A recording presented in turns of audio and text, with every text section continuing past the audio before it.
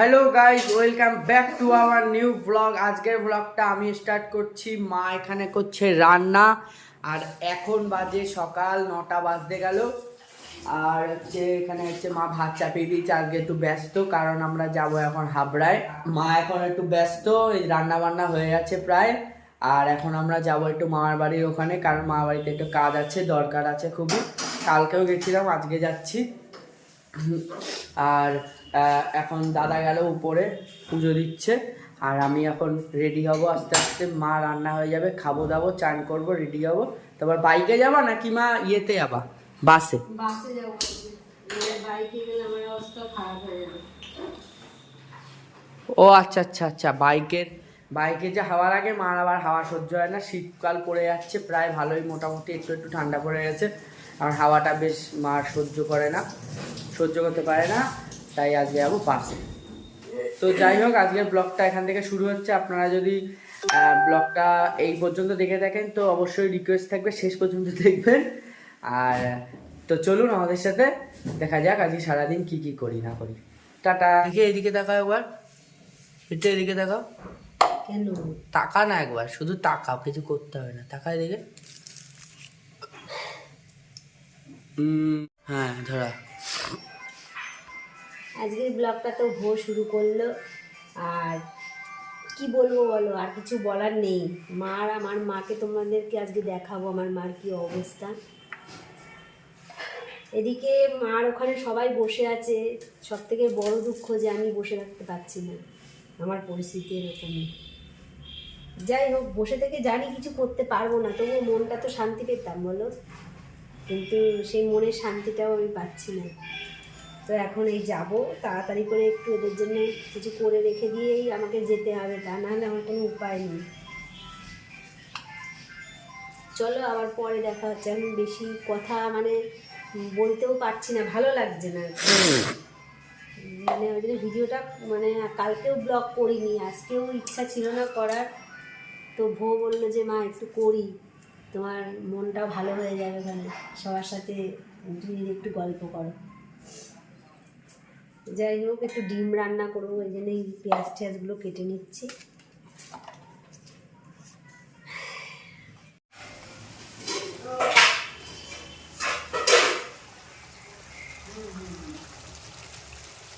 বাইরে হাওয়া আসছে ঠান্ডা, শীতটা তার মানে আবার ভালোই জাঁকিয়ে পড়ছে। উত্তরের হাওয়া ছেড়ে দিয়েছি। দেখ, মাথাটার কোনো ঠিক নেই, ডিমগুলো যে তুমি নেড়ে নেবো তাও নিতে পারলাম না, ভুলে গেছি করতে করতে।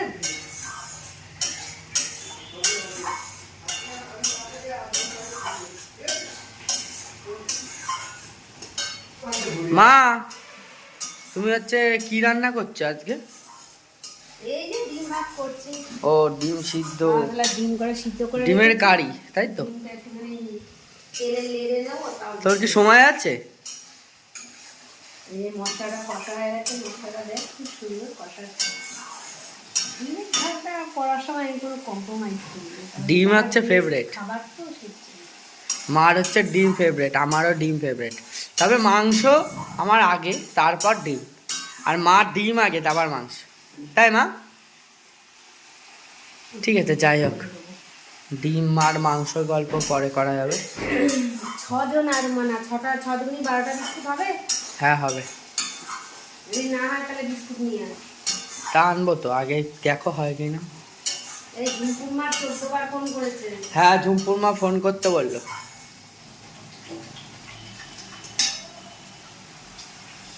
ঠিক আছে, যা যা মাঝে তারা ঠিকঠাক করে যেটুকু আছে তোমার নাইটিটা নিয়ে আয়। আমাকে একটু দাও, একা খেও না। মা পান খাবা? শোনা মা, চলে আসতে হবে না? কি আছে? ও খাবি না, তুই খা। আমরা আছি। আরে বাবা, আমার তো খাওয়া দিয়ে। আরে এইখানে অতটা খেতে পারি না, এক্ষুনি মাথা মতো ঘুরিয়ে এত বড় সুপুরি দেবে, ছোট সুপুরি এটা তুই দে, এটা দে। আমি রুনু মা, আমার একটু তাকাও মা। আমা আমি রুনু একটু তাকাও মা দেখ তোর কতটা দিয়েছে আমা একটু তাকাও মা দিকে আমা তাকাও মা এই যে আমি রুনু এই তো আমার মা সারা দিয়েছে এই যে এই দেখ তাকিয়েছে মনে হচ্ছে মুখে ট্যান আমা আমি রুনু এই জেজমা এই দেখো রানী বসে রয়েছে তোমার পাশে চলো তাড়াতাড়ি নৈহাটি যাবো বড় মা মন্দির যাবো আমা তোমার একটু নৈহাটি বড় মা চাপটা ছাড়িয়ে মন্দির দেই না আমরাও যাবো বলেছি, ও যাবে বলেছে এই নিয়ে। আমা চলো নাইটিটা ছাড়ি মা চুলগুলো কি করে বেঁধে দেবো মা তোমার আমি কিন্তু উঠতেই পারছো না চুলগুলো জট পাকিয়ে যাবে না চুল নেই, কালকে উঠতে পারবা তো মা গিয়ে লাগবে। ও দিদিমা ওই দেখো নামকু এসছে আবার দিদিমা ফেরো মা ঘাটটা একটু ওই দিয়ে দিক ঘোরাও ওই দিক দিদিমার কাছে গিয়ে একটু সাড়া দে। ওই দিক ও দিদিমা ওই দিক ঘুরো ডান দিক তাকাও এই এদিকে পাশে এই তাকাও পাশে নামকু এই পাশে এদিকে দেখতে পাবে না তো চোখ এখানে আসে ওই যে ওই দিকে সোজা সুজি না গেলে এই যে দিদিমা এই যে ও মা সত্যি সব নাতি নাতনি মা মাইয়ে মা বিশাল ভাগ্যবান ওরা সব করিয়ে দিচ্ছি আমরা সব হগিস পরিয়ে দিচ্ছি ওই বউটা হাগিয়ে হ্যালো গাইস গুড ইভিনিং এখন বাজে সন্ধ্যে 7টা বাজে নাকি না না 7:30 7:30 মতন বাজে। আমরা এখনই মামা বাড়ির থেকে আসলাম বাইকে করে। ওখান থেকে রাস্তা দিয়ে আসার সময় তারপর দেখি কি রাস্তায় একটা মানে এই টাইপের চপের দোকান, তা চপের দোকান দিয়ে কয়েকটা চপ কিনলাম, 5-6টা পকোড়া টাইপের কিনে নিয়ে বাড়ি আসলাম। এই যে মা এখন দেখছে হচ্ছে তোমার সিরিয়াল দেখার পর মা রুটি করবে আর আমি এখন সিরিয়াল দেখছি মার সাথে বসে আর চপ খাচ্ছি। আর মা খাবে না বলছে, মা তো আর খায় না বেশি, এখন গ্যাস ফ্যাস হবে বলে তাই খাবে না। কারণ এটা মেইন চিকেন পকোড়া, তাই মা খাবে না। ঠিক আছে গাইস, এখন তাহলে খাওয়া যাক, খেয়ে দে কিছুক্ষণ পরে দেখা হচ্ছে আবার।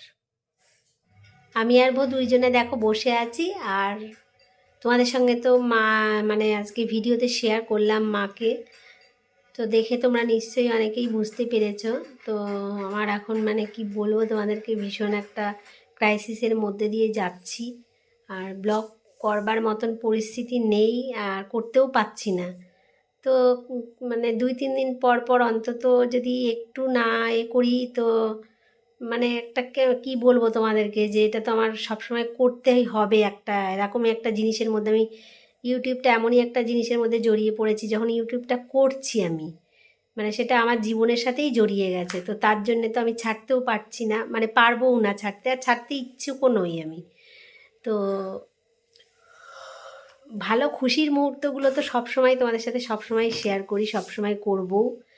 আর এই সময় যে আমার জীবনে ক্রাইসিসটা যাচ্ছে, তো সব কিছু শেয়ার করতে ভালো লাগে না আর করতে চাইও না। তো পরপর কিছুদিন ভিডিও না দিলে তোমরাও ভাবতে পারো যে সবাই দেখে মানে আমার চ্যানেলটারও ক্ষতি হয়। তারপরে সবাইকে আমার যারা যে মানে আমার বন্ধুরা আছে যে কয়জন দেখে আমার ভিডিও, সবাই ভাবতে পারে যে কি হলো ভিডিও দিচ্ছে না কেন।